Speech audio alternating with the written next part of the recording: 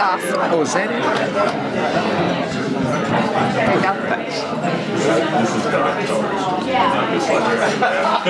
Well, if I can interrupt your conversations, we'd like to stay on task and on time today. We've had a brilliant morning so far, and I want to thank Joel Orose for doing such a great job moderating and for his own contribution this morning from the Puritans to George Washington.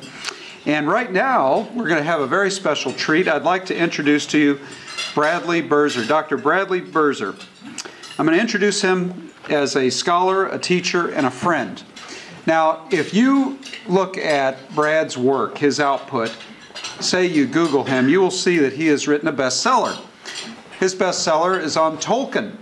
And that was really your first big breakthrough, I think, in publishing. But take a look at the Tolkien book. It's a wonderful book, and he had the good fortune of coming out with the Tolkien book about the time when the movies, Lord of the Rings, were coming out. And so I had quite a bit of discussion that Brad was able to contribute to in our national debates and discussion about the significance of Tolkien.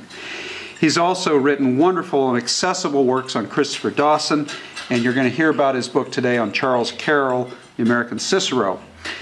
Brad really is, I think, one of the great public intellectuals rising in this country today. He is a beautiful essayist, and if you want to get a feel for his literary style, I would refer you to his blog sites. He's also a famous Twitterer. But if you go to a site that Winston Elliott here at the head table has started called The Imaginative Conservative, Brad is one of the co-editors and contributes a number of essays on that. I'd refer you to that site to get a feel for Brad's fine essays, substantive essays. But you know, to look at Brad as a prolific author and a writer is to miss another very important thing. A lot has been said in this conference so far about relationships. And one of the special things about Brad as a professor at Hillsdale College is the quality of the relationships he has developed with students. He is one of the most loved professors on that campus. If you go down there or if you talk to Hillsdale students who are anywhere in the country, Brad Birzer is one of the faculty that often comes up as a great mentor to students there. Brad also has the gift of friendship, and he's very generous with that gift. Those of us who know him count us very fortunate indeed to know Brad. I've known him for 12 years now, and you know, he's been heard to credit me with helping shape some of his scholarship, but you know what? I'm happy to acknowledge that he has really, in turn, reinforced and shaped my outlook on things through his scholarship, his fine conversation, and what he has to teach. Truly, in many instances now, I'm the student learning from Brad, and I'm eager to learn from him today as he discusses his most recent book on Charles Carroll. And I think this book has just been featured recently on C-SPAN and in the Washington Post, so I'm eager to hear what he has to say. Brad Birzer, welcome.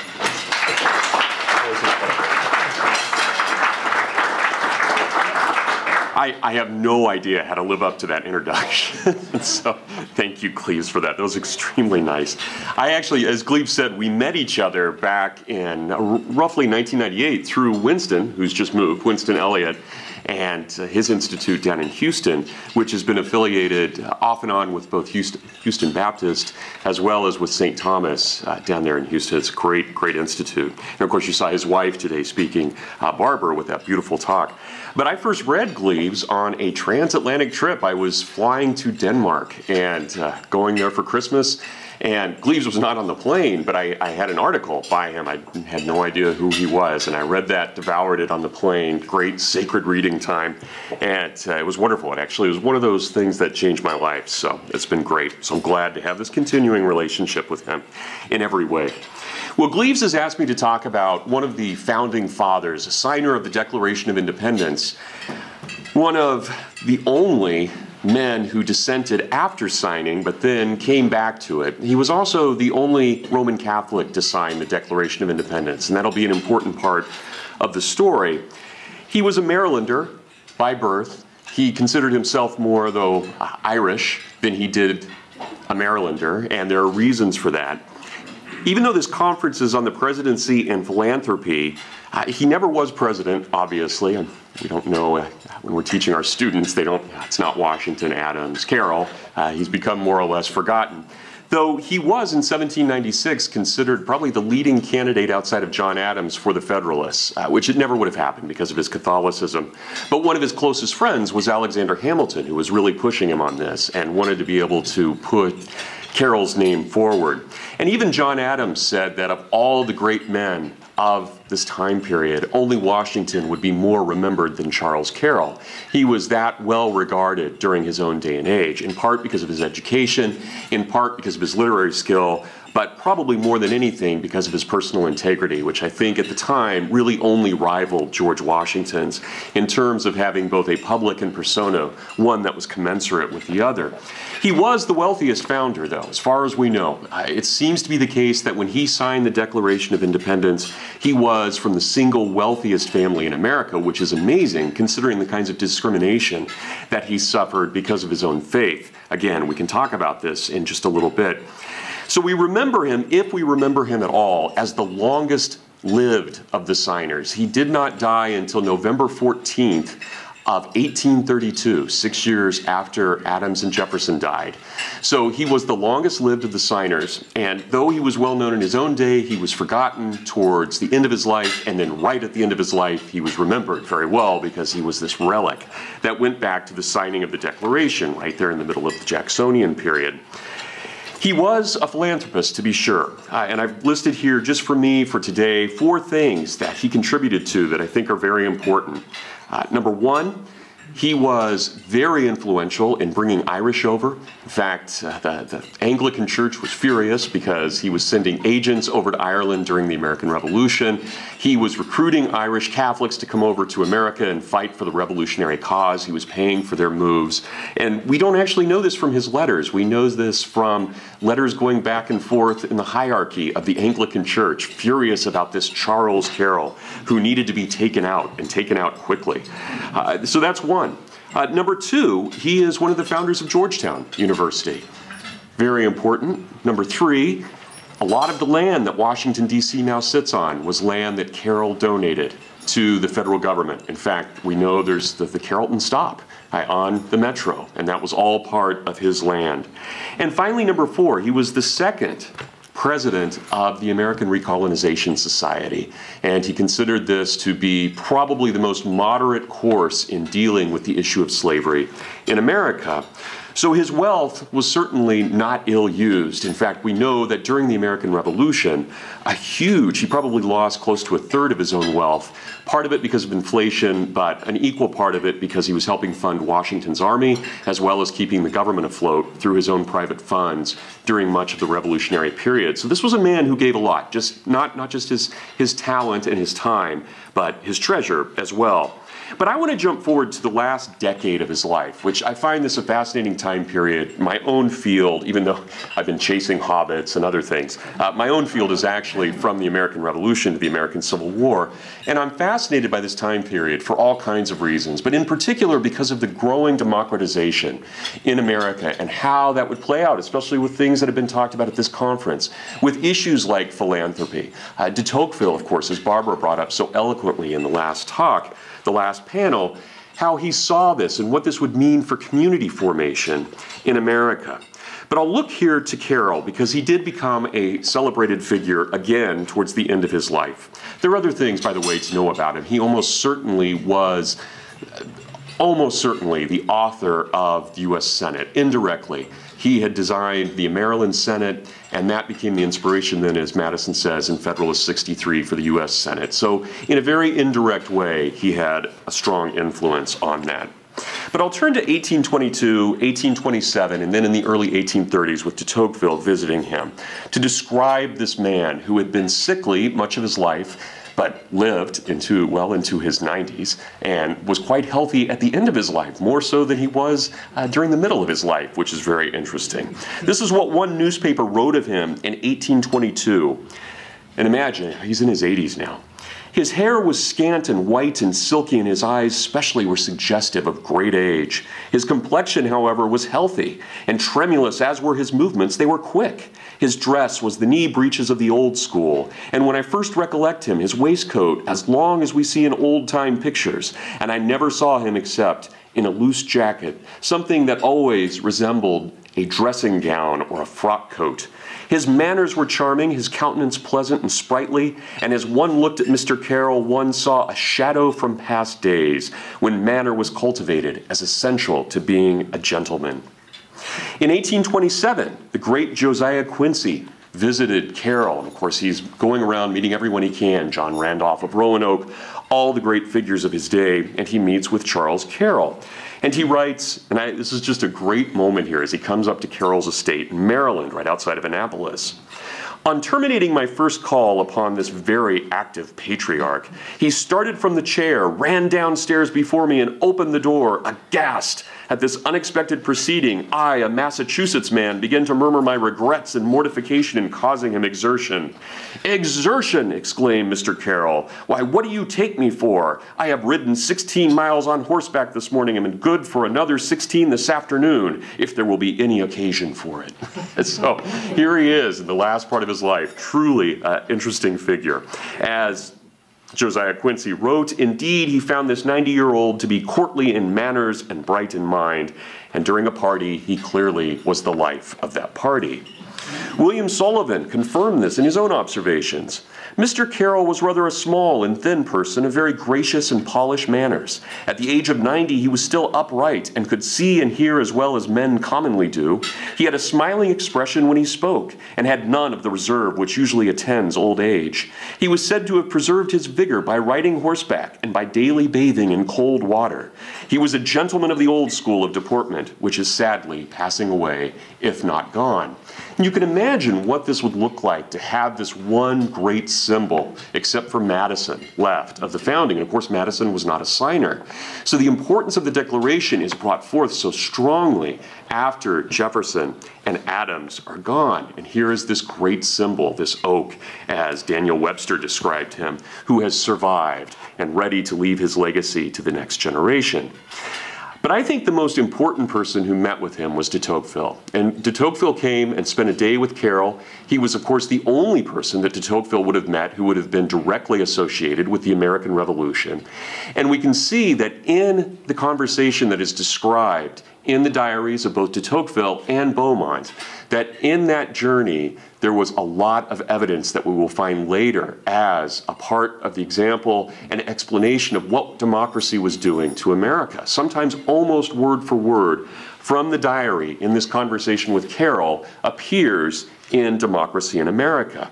And I think de Tocqueville, imagine, I love telling my students this, thinking about this. Here is this aristocratic Roman Catholic Frenchman coming to Protestant, English, Anglo-Saxon, Celtic America. And not nobility, but seeing all of this, having that incredibly objective perspective, a man who loved the American Revolution as much as he despised the French Revolution. Interesting figure to come over and to see what was going on here. So this is what he writes in his diary. This is not in Democracy in America, but in his personal diary. This race of men is disappearing now after having provided America with her greatest spirits.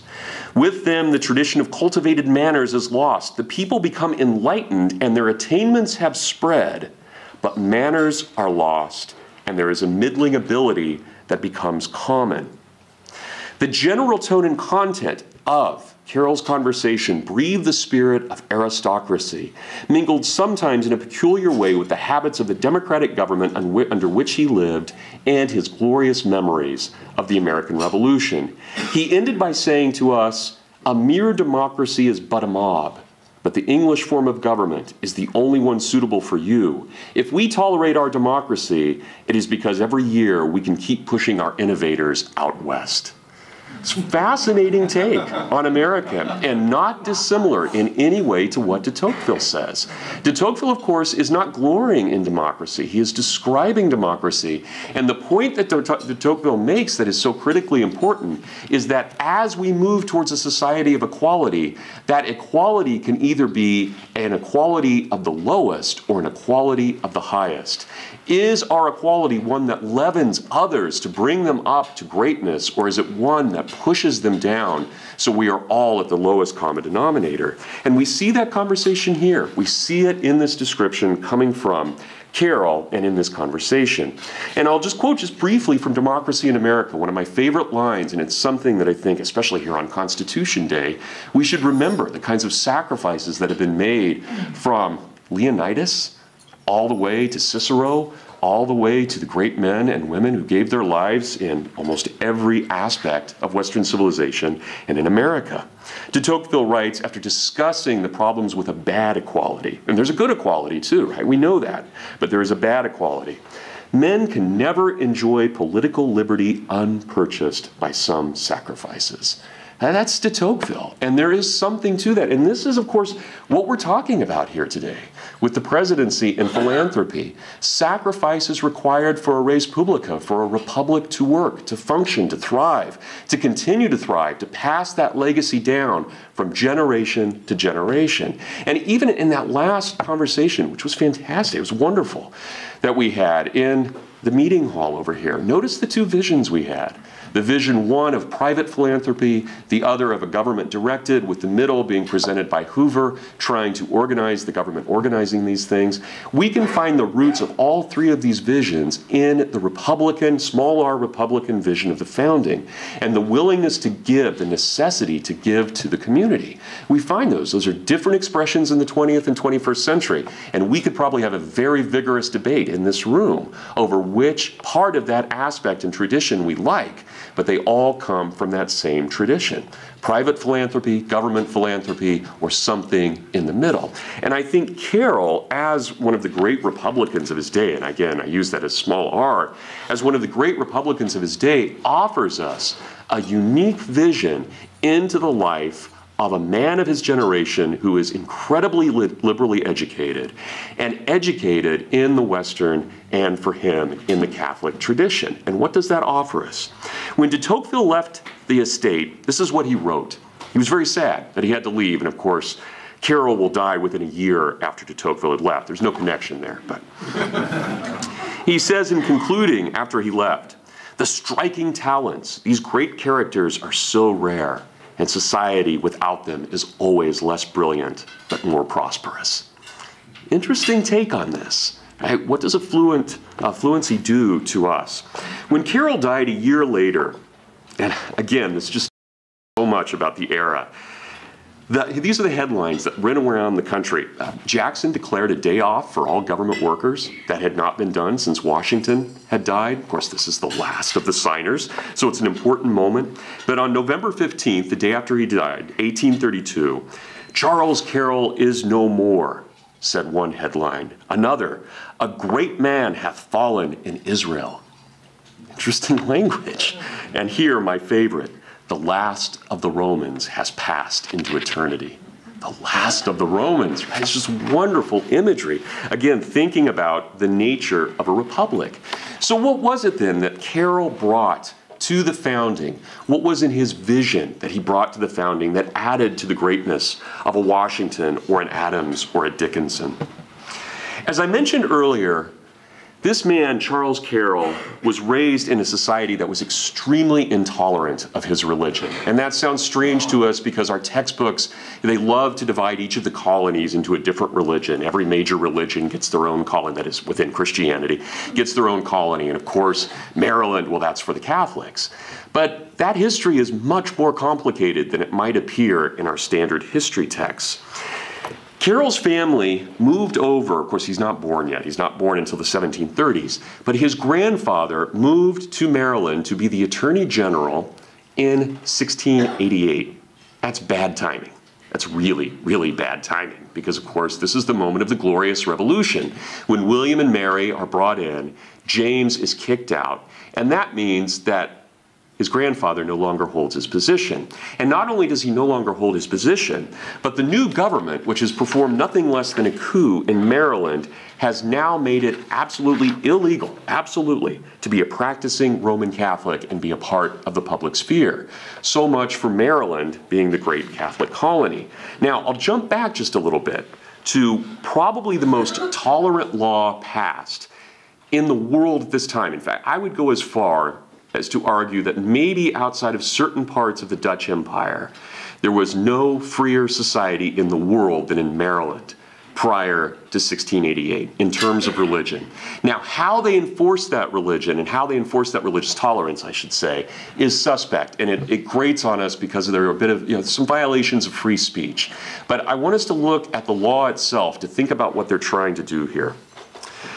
This is the law, 1649, Act of Toleration in Maryland. Upon any occasion or offense, or otherwise in a reproachful manner, is said, declared, called, or denominated by a person or persons whatsoever, exhibiting, residing, trafficking, trading, or commercing within this province or within any of its ports, harbors, creeks, or havens is illegal. You may not call someone a heretic, a schismatic, an idolater, a Puritan, a Presbyterian, an independent, a popish priest, a Jesuit papist, a Lutheran, a Calvinist, an Anabaptist, a Brownist, an Antinomian, a Barrowist, a Roundhead, or a Separatist, or any other name that would be considered reproachful. Well, so that may not be the most liberal law in terms of free speech, but if we're trying to figure out how a society that is coming out of the Reformation, these are people who either their fathers or mothers are involved in the Reformation or their grandfathers and grandmothers had been, this seems like a sensible way of dealing with it. It's not going to be a debated issue. Do your own thing, go your own way, let others live as they will live. But as I mentioned, in 1689, this law was overthrown. And Maryland went from being the most tolerant colony to being the least tolerant of America's 13 colonies. Only Massachusetts would come close to its intolerance.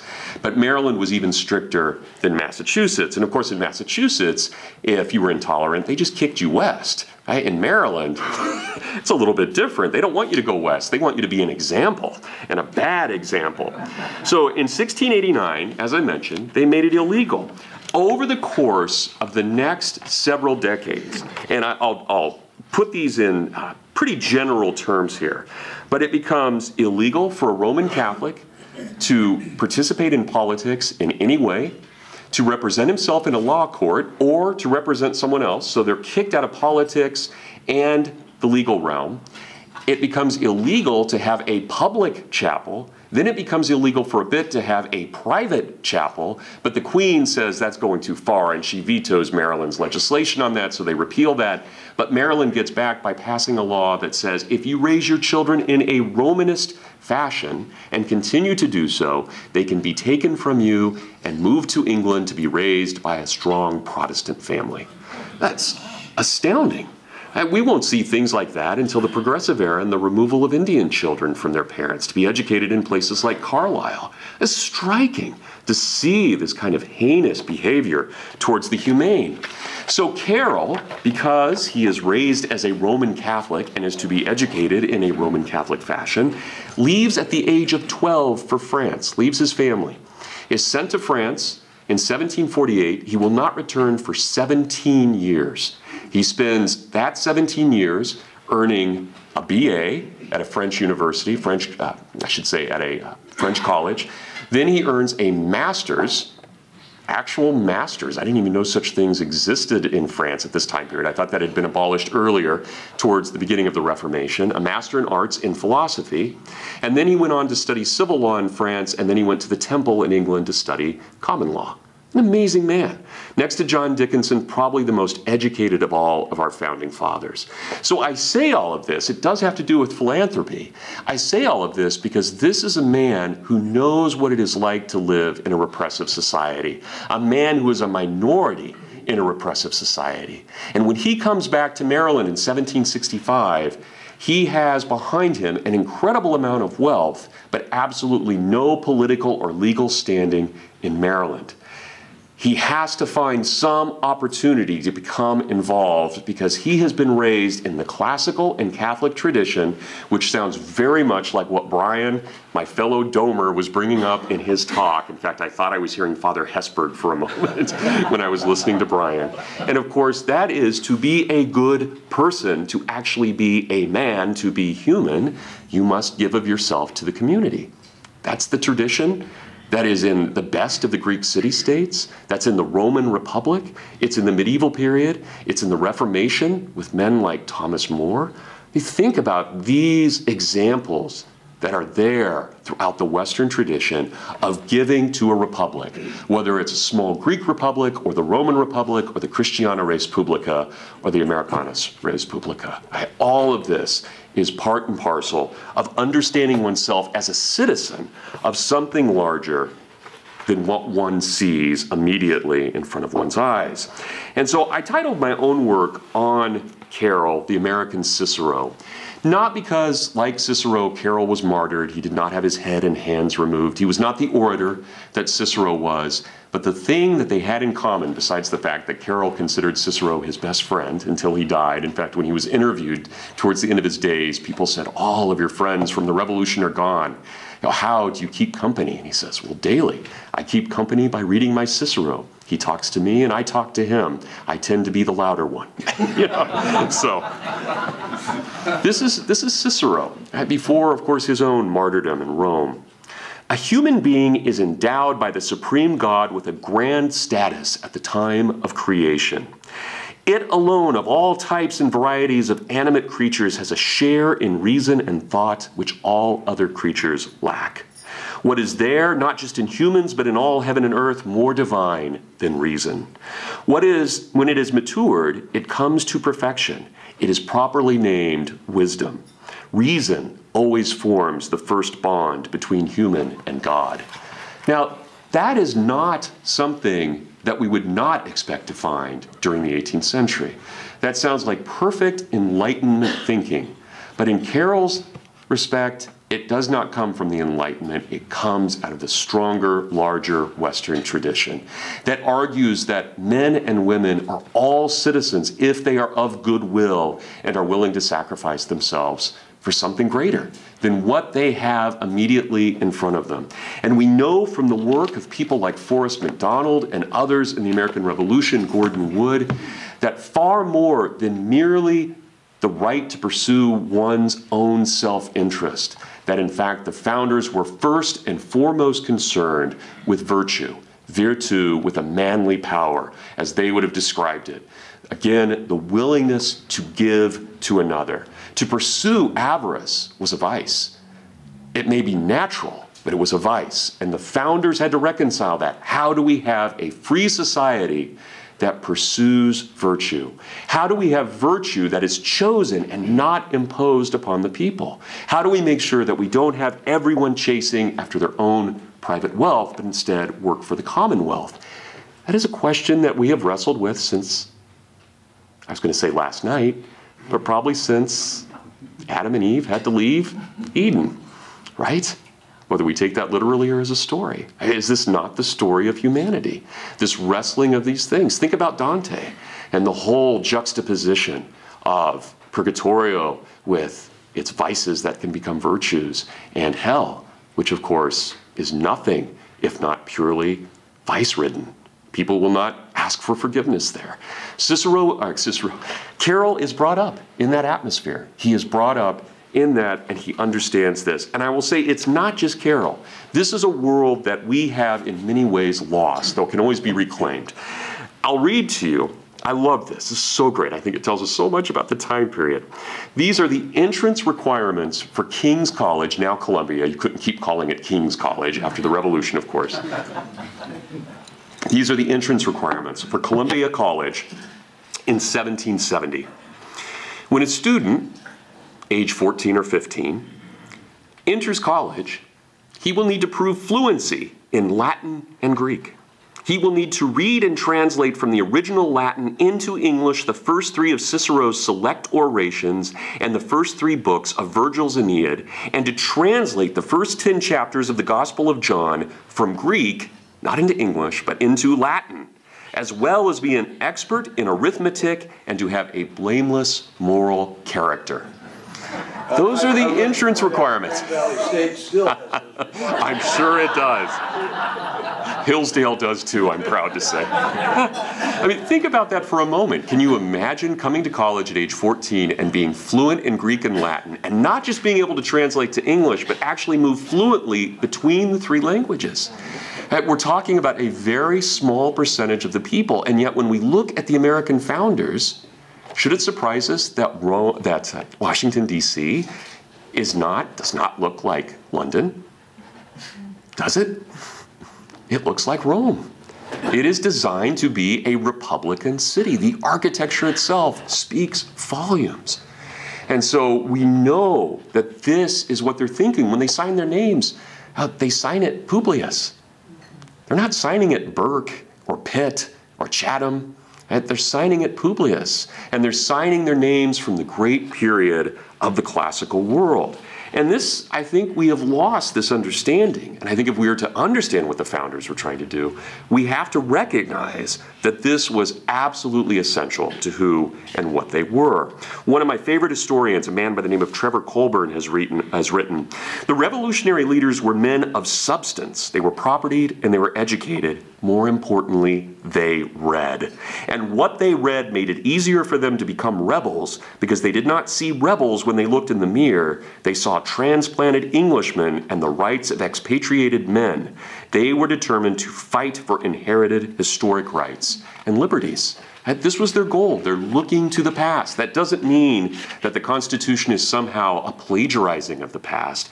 It is clearly written to be palatable to the American people. It is meant to speak to the American people, but it does so in a language that was inherited from our mothers and from our fathers.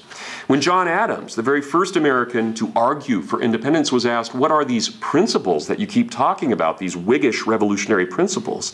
he said, "These are the principles of Aristotle, of Plato, of Livy, of Cicero, of Sidney, of Harrington and Locke. They are the principles of nature and of eternal reason, the Logos." So all of this comes together in that Western tradition. And so I ask us to jump back to Carroll here. What does Carroll have to teach us? What does he have to teach us about philanthropy? What does he have to teach us in this day and age, this man who died on November 14th of 1832? Well, as I mentioned, in 1757, he earned his M.A. And I love the letters from his father, who's still residing back in Maryland, of course, and writing to him. He says over and over again, never forget, no matter how educated you are, the most important aspect of your life will be virtue. This is from 1751. "Virtue will always be greater than any amount of wealth you ever acquire." 2 years later, "I'm extremely proud of my son, you, for recognizing the advantage of a virtuous education. Men of sense do not content themselves with knowing a thing, but make themselves thoroughly acquainted with the reasons on which their knowledge is founded. I beg you carefully observe this in your present and future studies. Memory may fail you, but when impression is made by reason, it will last as long as you retain your understanding." And then when he gets his master's, "Remember this, son, the beginning of wisdom is always the fear of the Lord." So it's great, whether we subscribe to this theology or not. Keep in mind, what matters is how you act, how you behave, and what you give to others. Well, as I mentioned, when Carroll comes back to America, he needs somehow to take this education that he has been taught by the Jesuits, this classical education, and to give it to the common good. And that's going to be very difficult because of the restrictions, because of his religion. But in 1773, a moment that I don't think has been studied enough by American historians, Maryland has a huge debate in its newspapers. And that debate is whether or not, one, the governor has the right to issue taxes, or whether that should be the job of a sovereign legislature, and two, whether or not Maryland should continue to support the Church of England through tax-paying dollars. Notice how the two things are connected. The governor is issuing taxes so that he can pay the Anglican clergymen. Carroll, ironically, comes into this debate with the title First Citizen. That's his moniker, that's his pseudonym. This is a man who can't vote, can't appear in a court of law, can't defend himself, is double taxed because he's Catholic, cannot raise his children, though he doesn't have any yet, in a Catholic fashion. He takes the name First Citizen. And the debate is read throughout the colonies, and it becomes huge in Maryland, where all kinds of people are writing in. And it is, the only thing I can see similar in the modern world are the kinds of debates we see on blog sites, where you have all these anonymous people writing in. Of course, no one's anonymous. They all know who these guys are, even though they're all using what was accepted at the time, these pseudonyms. But the debates are fascinating, just common debates in these newspapers. Here's Carroll, and I'll give you two quotes from him. Wonderful. Notice how similar this is to what I read from de Tocqueville earlier.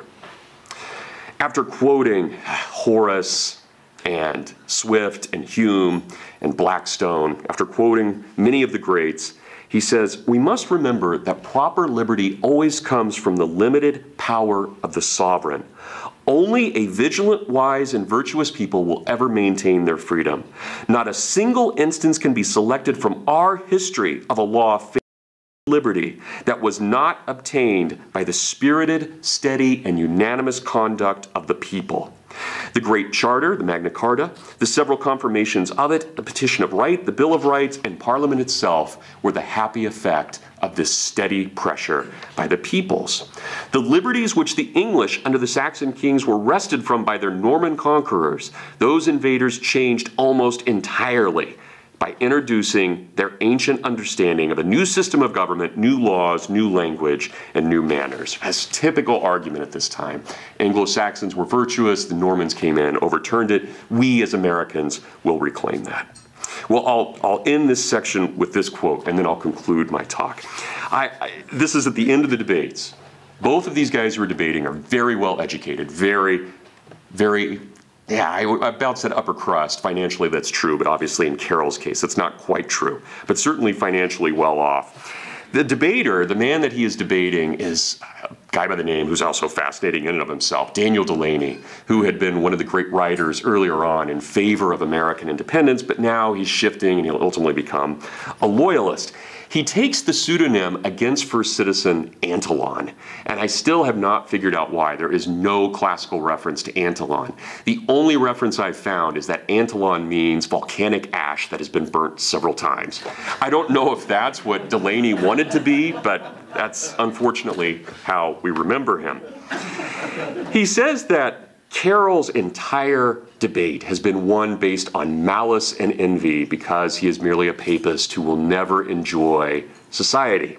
And this is the conclusion to Carroll's argument. So, lest you think the founders are always these high-minded demigods, let me give you a counter example. We'll get PG-13 here for a moment. "Why, Antolon, am I suspected of bearing you any malice? What would excite my envy? The splendor of your family, your riches, your talents? I envy none of these things, but I will consent to one thing. You have brought up many fine points, though never used wisely or virtuously. But this is what I would compare it to. Your wise points are like my sticking a hand into a dunghill looking for a jewel." Those are 18th century barnyard epitaphs, right? So, absolutely wonderful. Well, again, what does all this have to do with philanthropy? Carroll believed firmly that when he signed the Declaration of Independence, that he was bringing a sense of civility to not only America, but to the world. He believed that by signing the Declaration, he was fulfilling America's mission as demonstrating truly what this could be and what a place could be where you actually have true tolerance. Not in the sense of not debating, you can have rigorous debate, but in the sense of saying, in the end, at the end of the debate, because we both are citizens of this greater thing, we can disagree with one another. This is the nature of a republic. We don't look for uniformity. We don't look for conformity. We know that because each of us is created uniquely, there will always be diverse views. How can a society harmonize those sentiments, as Jefferson put it? And for Carroll, that came down to allowing true religious conscience, true freedom of conscience. So when he writes the Declaration, this is what he says. "When I signed the Declaration of Independence, I had in view not only our independence from England, but the toleration of all sects. Happily, this wise and salutary measure has taken place for eradicating religious feuds and persecution. This cannot be just merely a Protestant city upon a hill or a Redeemer nation. Instead, I ask that this be a useful lesson to all governments around the world." And should it surprise us, again, here we are. Obviously, that's the Declaration, but this is Constitution Day. Should it surprise us, as Barbara has shown in her own work, that in 1989, when people are rebelling against tyrannical societies, the symbols they use come from the 1770s and 1780s. When the Chinese are in Tiananmen Square protesting, they're holding up pictures of Jefferson and the Liberty Bell. Amazing, just amazing. These symbols, they go well beyond just being American in any kind of jingoistic or nationalistic way. These become symbols that become common to humanity because they were originally symbols that were common to humanity. And the founders understood that, and they pulled together so many threads into all of this. But I remind us to conclude here, because I love Carroll, I love what he was trying to get at, and I think no one exemplified this better than Washington, but Carroll did extremely well as well with this. He says, at the end of his days, you will observe that republics can exist. That was a huge question in the 1770s, 1780s. We know the British, as late, I should say, as 1812, are still assuming, of course, part of the War of 1812, are still assuming that the republic will collapse. This thing is, it's untenable. It's impossible to have this network of peoples colliding with one another, these spheres of sovereignty within sovereignty. It can't work, right? And of course, it does have a major hiccup, right? 620,000 people have to die for that hiccup. But it does work to a great extent, and the trajectory of the founding is towards working and towards liberty rather than towards repression. So Carroll, 1828, giving this talk to a group of working men in Baltimore. You observe that republics can exist, and that the people under that form of government can be happier than under any other. This republic was created by the Declaration of Independence, and that it may continue to the end of time is my fervent prayer. That protracted existence, however, will depend on the morality, sobriety, and industry of our people. Carroll was then asked, all right, so what do you give? How do we know that someone has given? How do we say that this has been a charitable act? How do we judge one another? And this is what Carroll answers in his last days. You ask this question, and what you're really asking is, who is deserving of immortality? Well, I will tell you. Those who are deserving of immortality are those who have served their God in truth, and they who have rendered great, essential, and disinterested services and benefits to the common good of their country. Beautiful. Absolutely beautiful. All right. Thank you very much for letting me speak today.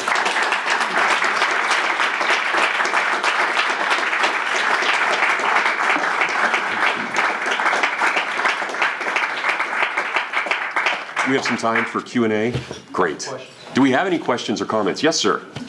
What did Carroll do to create and maintain his wealth, and how did he deal with all that, with all the discrimination that you've been talking about there in Maryland? Yeah, the Carrolls themselves were huge plantation owners, absolutely huge, and that's mostly what they were trading in. They also had a lot of overseas investments.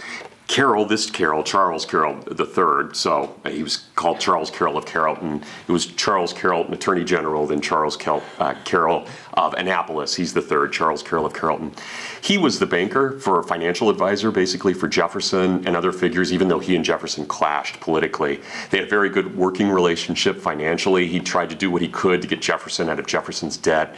So there were a lot of things that he did financially. I have to admit, I don't even play an economist anywhere.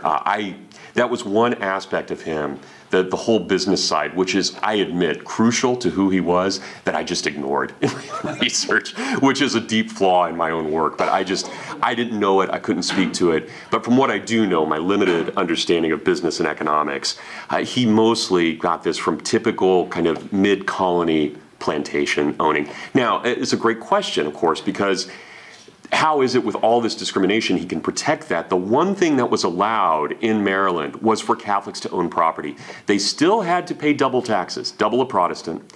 They still, of course, had to pay all the taxes for the Anglican Church. They had to do all of that.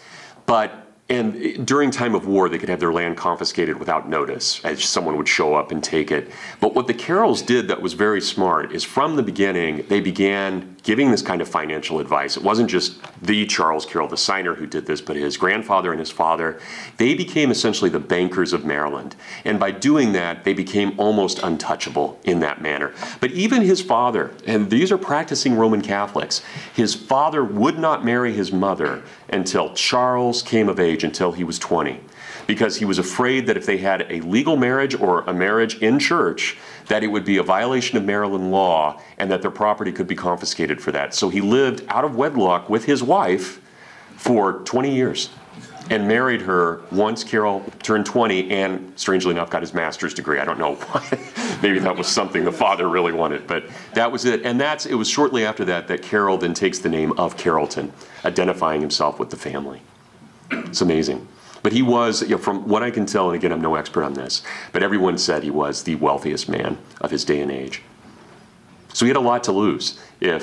Obviously, if the British came into Maryland during the war, he would have a lot to lose, and they would target him. George? Yes, just can you clarify something for us? How did he get to be a signer with all of these disabilities? Yes, this is another thing that has not been studied since Arthur Schlesinger Sr., back in a book that he wrote back in 1918 or 1919. And it's one of those things that to me is absolutely fascinating, and I think it fits with the kind of discussion we've been having. This is what, I'll give you the nutshell of it, George, but it's just great. In 1774, and I would actually date independence to this day, at least the beginning of it, at the end of May in 1774, about 100 men, including Carroll, showed up in Annapolis, and they signed an official petition to the British Crown denouncing what was happening in Boston. They were the first to do so. They then sent that to Virginia. Virginia misunderstood, thought this came from the Maryland government, not from a private committee, then advocated the same thing as a government, and this spread. And when these men met in Annapolis, and they're mostly well-to-do men, but they're all small R Republican, Whiggish men, they say, this is great, let's keep doing this. And they keep meeting to the point where by the beginning of 1776, they are the legal government in Maryland. And this tells us a lot about Americans of this day and age. The governor at the time was a man named Bob Eden, and he was royal governor. He was close friends with the king, the court, and so forth, had great ties there. Didn't really like being here in America, but was very friendly with people in Annapolis, got along with everyone. This committee, which declares itself, it starts calling itself the first committee, the second committee, it's the ninth committee, that's the last one that then declares independence officially and forms a legal three-part government. This committee tells Eden, they just keep telling him, we really like you, Governor Eden, but your services aren't needed here anymore. They don't string him up. They don't get the guillotine out. And finally, things are getting a little uncomfortable for him. He gets in his boat and he goes out into the harbor and he waits off the coastline and he keeps sending memos saying, I see what you're doing here. I would do it this way. And they write back finally with 6 weeks worth of food. And they say, we think it's time you go back to England. And he did. I mean, can you imagine something like that happening in 1917 in Moscow? It's just impossible to imagine. There's something unusual about this revolution. But here, this is what's not been studied. These kinds of private committees that become the legal government happen in all of the colonies, these associations. No one has studied these since the 19-teens. And they need to be studied. There is a rich history to be written there. People will always, all history books will talk about associationalism. Am I saying that right? And but they never go into details. And they always cite Schlesinger, and that's the end of the discussion. So there's a lot to be done there. This transition, a lot. You wouldn't think there would still be much to write on the American Revolution, but that, I think, is a huge area. And it does, I think, fit in with this giving. It fits in with the idea of kind of a natural republicanism and so forth, very importantly. All right, well, thank you. Oh, thank you. It's great. Thank you. Are you speaking here? Are we going back to the other